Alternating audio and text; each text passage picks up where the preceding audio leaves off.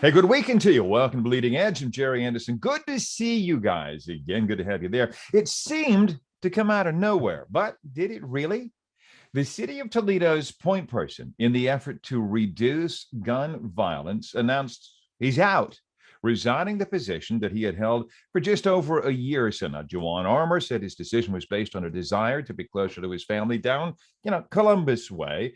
It's hard to argue with that motive. Certainly, as a family person, I understand, but questions do remain.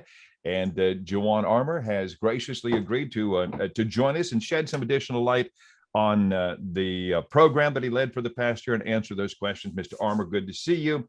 So the weight is off of your broad shoulders. So let's start there. I mean, you're a guy that faced heavy lifting, if I can say that, for most of your career as an all-star athlete who played professional football. So I'm wondering, it just wrapped up for you on Friday. We're talking early in this week. What are you feeling? Is it relief? Is it frustration that you couldn't do more? Is it that gnawing feeling of a job not yet completed? What? It's excitement. Honestly, it's excitement. It's excitement from what we were able to accomplish. It's excitement for what we'll continue to work, the progress that can potentially continue to happen in Toledo. And just efforts where I can chip in wherever I can to help out organizations and partnerships that were created to be successful. Then there's a question, JoJuan, of how this was all rolled out. City Councilman John Hobbs III. John's been on our show. Interesting guy, interesting background. He makes the announcement of your impending resignation to City Council. And then, according to reports on WTOL, said leaders had, in his words, I'm going to quote here, failed you. And I want to make clear here, were those his words or yours? Did city leaders fail you?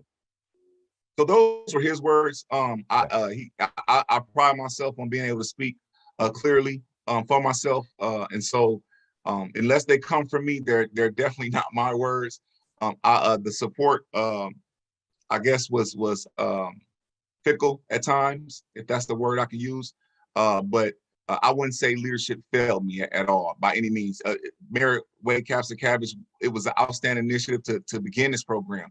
And without that direction, the success that we've had thus far would never have happened. And honestly, with homicides trending up in our first phase, the Junction Inglewood communities, we were expected to see more numbers. But thankfully, we definitely seen a decrease in those numbers, an extreme decrease. And so I'm excited about that. I'm going to get you to that. And we have some graphic proof, I believe, that will help us visualize that. But wait a minute, you said support fickle at times. Can you embellish on what did you mean by fickle?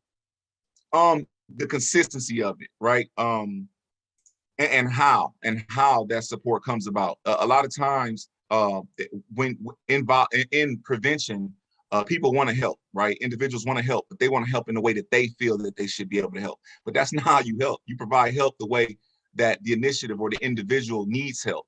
And so I think lines got skewed from that viewpoint and where the assistance was needed.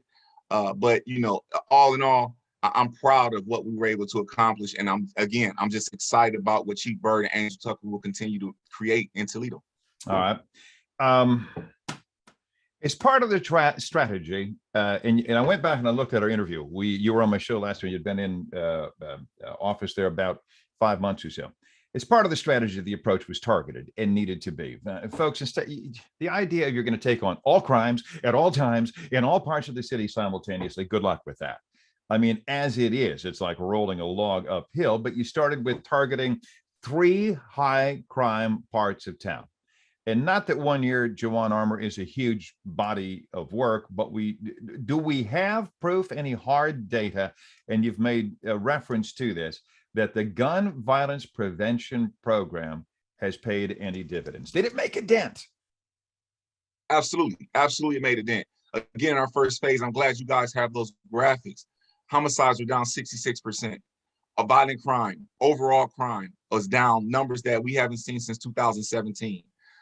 Again, and I also, I wouldn't be as irresponsible to mention is that this is not solely from one effort, right? This is not solely from what Save Our Community did, Violence Interrupters, the social emotional learning curriculum that is in schools in that area, but it's also the work that Junction Coalition does. It's also the work that Toledo Police Department does. It's also the work that individuals from the community contribute to the success of their community. So it's all of these things together.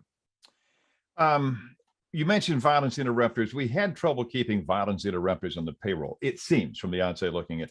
Is that something this program has experienced in other places that's been tried? Because this approach, as we talked before, has been tried in, it's not new to Toledo, but it may be new to Toledo, but it's not a new program. It's been tried in other cities.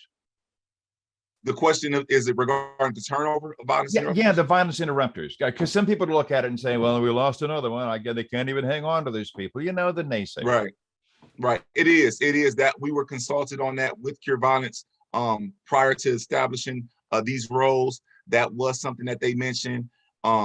We did have 2 violence interrupters who chose to go another direction. They still do outstanding work in the community.